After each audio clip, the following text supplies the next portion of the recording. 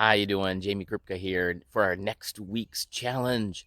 We've got our backyard series still going here, and today I'm going to be looking for signs of animals. What are the things that they do, leave behind, tracks, trails, poop, scat that they leave behind when we're not around? Let's see what we can find in the yard.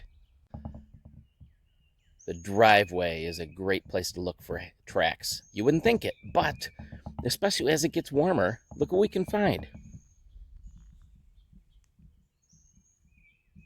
Anybody know what that's from? Ants. So as the weather gets warmer, ants will actually go down into the ground and they'll pull soil or sediment, sand up out between the cracks of my driveway. Maybe you see this. Sometimes you see lots of ants, sometimes you don't. Outside of my house, I have oak trees. Lots of oak trees. Oak trees make acorns.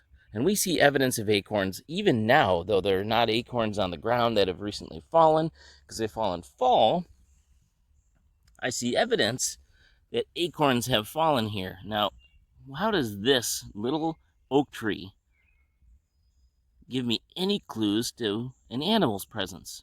Well, if you check this out right here, what do we see there? We see the shell of an acorn, probably recently dug up by a squirrel. So as I look around my yard, I'm going to look for another spot where maybe it looks like a squirrel has recently dug up. Oh, there we go. There's a good one. Perfect sign. Look at that.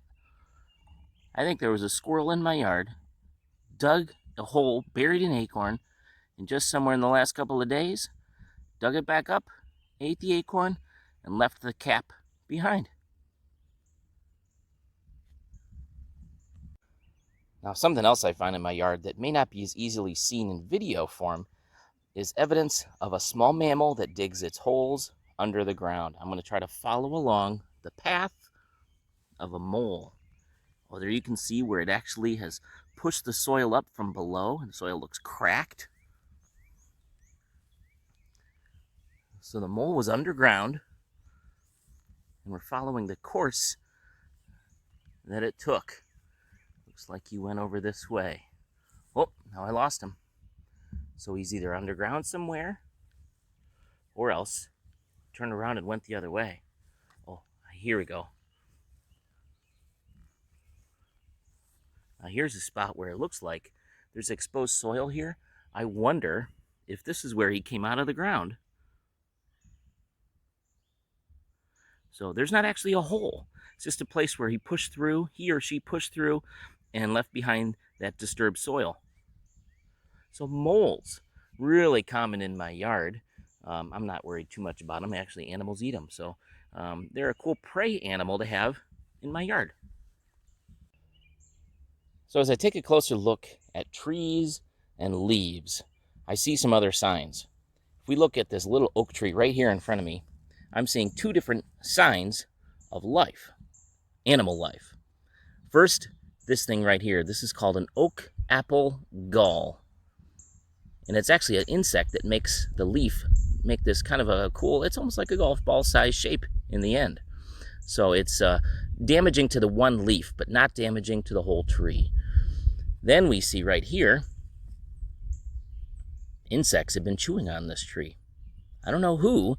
There's certainly a lot of butterflies, moths, and they're caterpillars that are out this time of the year. It's early summer right now. Late spring, early summer is a great time to be a bug.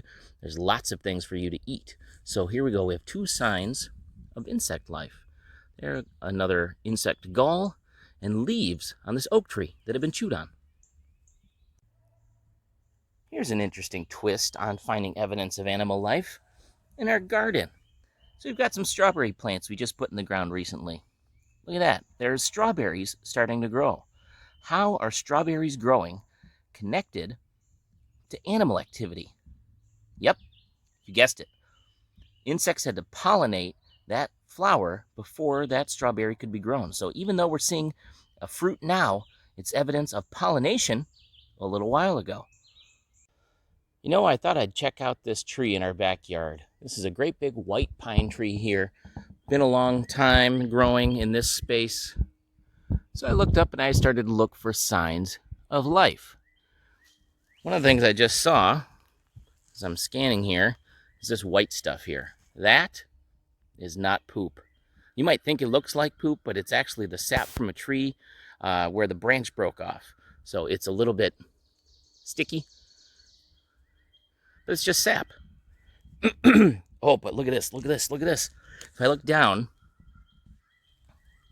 that is not sap. That is poop. Maybe it's poop from an owl that was sitting up in the tree. Oh, cool. Let's see what else we can find here. Maybe there's more stuff. Oh, sweet. Look at this. Look.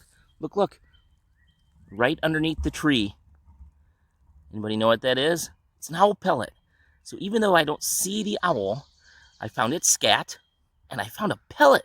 It means you spent enough time up in this tree, sitting on a branch, pooping, and actually casting or spitting out a pellet of the things that his body could not digest, bones and fur.